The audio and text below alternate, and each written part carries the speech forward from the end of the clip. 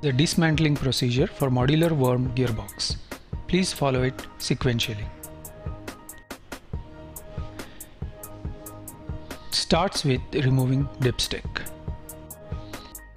Then remove fan cover and fan attached to the shaft.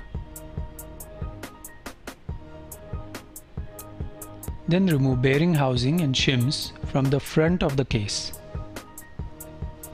Then remove worm line sub-assembly carefully. Remove worm line oil catcher and shims from both sides of the worm gearbox.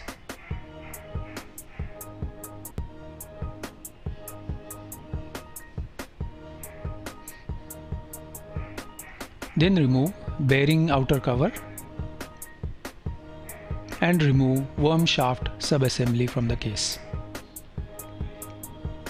Now remove bearing housing and shim. Then remove another bearing cover from inside. Remove eye bolts.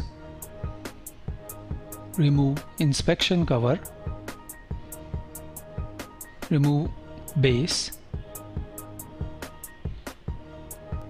Remove plugs, and this completes the dismantling procedure.